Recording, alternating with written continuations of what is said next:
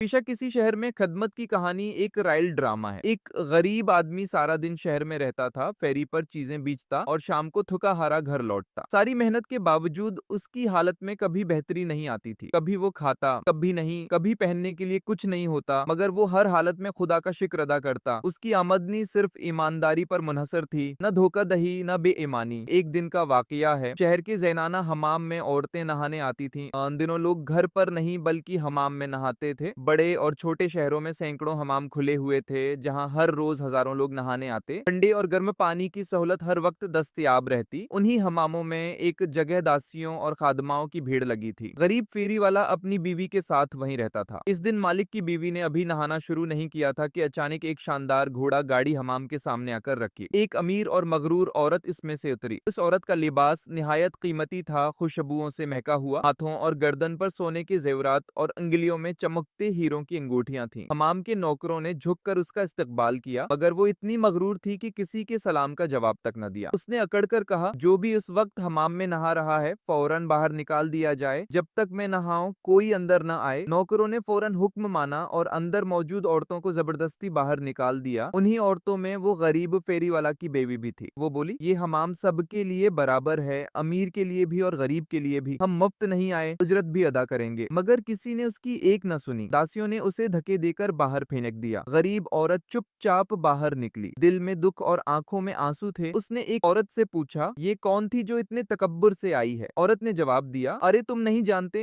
ये शाही नुजोमी की बीवी है। उसके शोहर का दरबार में बड़ा असर है। ये सुनकर गरीब औरत अपनी किस्मत पर रो दी। शाम को जब उसका शोहर घर आया तो देखा कि बच्चे भूख से रो रहे हैं और बीवी एक तरफ पड़ी है। उसने अफसोस से कहा, ऐ खुदा, ये कैसा तमाशा है? बच्चे भूखे हैं, रोटी नहीं, हांडी खाली है। क्या किस्मत हमेशा हमसे रूठेगी? बीवी ने आह भरी और बोली, जब से किस्मत हम पर बंद हुई है तब से खुशी का एक लम्हा नहीं देखा। देखो ना, शाही नजोमी की बीवी कितनी इज्जत में रहती है और हम तो महरूमियों में जीते हैं। काश तुम भी नजूमी होते तो मैं भी इज्जत से रहती। शोहर ने कहा, बेवकूफ और शाही नजूमी बनना कोई आसान काम नहीं, उसके लिए इल्मी नजूम आना जरूरी है। बीवी ने गुस्से से कहा, मुझे इल्म नहीं चाहिए, बस इतना करो कि लोगों को यकीन हो जाए तुम शाही नजूमी हो, वरना मैं इस घर में नहीं रहूंगी। आखिरकार गरीब शौहर मजबूर हो गया। अगले दिन वो बाजार से पुरानी किताबें, एक कलम, दवा और एक बोर्ड खरीद लाया। उस पर लिख दिया, शाही नजूमी, किस्मत फौरन बताएं। इत्तेफाक से उसने दुकान वहीं लगाई जहां उसकी बीवी को हमाम से निकाला गया था। इसी रोज बादशाह की बेटी नहाने के लिए हमाम में आई। नहाते वक्त उसने अपनी कीमती हीरों की अंगूठी उतारी और नौकरानी को दी कि महफूज रखे। नौकरानी ने अंगूठी एक कपड़े में लपेटकर बालों के साथ रख दी, मगर जाते वक्त वो अंगूठी भूल गई। शहजादी ने जब जीवरात मांगे तो अंगूठी गायब थी। गुस्से से बोली, अगर सूरज निकलने से पहले मेरी अंगूठी न मिली तो तुम्हें जेल में डाल दिया जाएगा। नौकरानी खौफजदा होकर हमाम से बाहर निकली। अचानक उसकी नजर सड़क किनारे बैठे शाही नजूमी पर पड़ी। वो भागती हुई गई और कहा, ऐ नजूमी, मेरी मदद करो, बताओ अंगूठी कहाँ गई है? अगर न मिली तो मैं मार दी जाऊंगी। क्योंकि गरीब नजूमी के पसीने छूट गए। उसे कुछ नहीं आता था, मगर जाहिर करने के लिए उसने किताब खोली,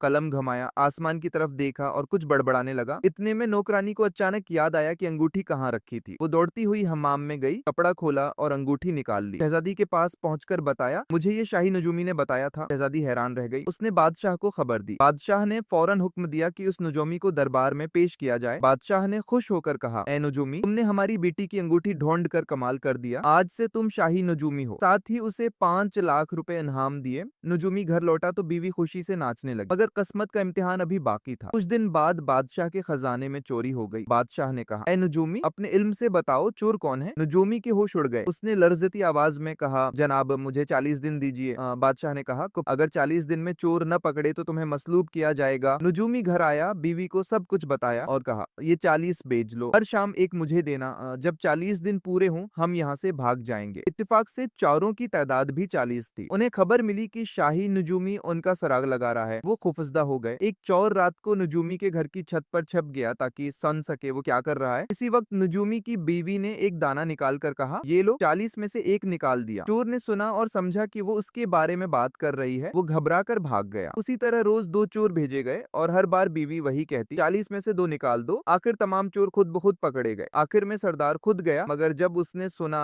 ये आखिरी है, काम खत्म, तो उसने खौफजदा होकर सब खजाना वापस किया और रहम की इल्तजा की। बादशाह बहुत खुश हुआ और नजूमी को मजीद इनाम दिया। एक दिन शिकार के दौरान बादशाह ने मुट्ठी बंद करके पूछा, बताओ मेरे हाथ में क्या है? अगर न बताया तो तुम्हारा सिर कलम होगा। नजूमी घबरा गया और बोला, टड्डी मियाँ, अब तुम्हारे स्पुर्द मेरी जान है। बादशाह ने मुट्ठी खोली तो वाकई एक टडी निकली। वो हंस पड़ा और बोला, कमाल है नजोमी, तुम्हारा इल्म सच्चा है। आखिरकार नजोमी ने समझा कि किस्मत की बुलंदी और जवाल सब खुदा के हाथ में है। वो तौबा करके सादा जिंदगी गुजारने लगा। उसकी बीवी ने भी गुरूर छोड़ दिया। सच ये है कि फख्र का सिर हमेशा झुक जाता है और खुदा जिसे चाहे इज्जत दे देता है।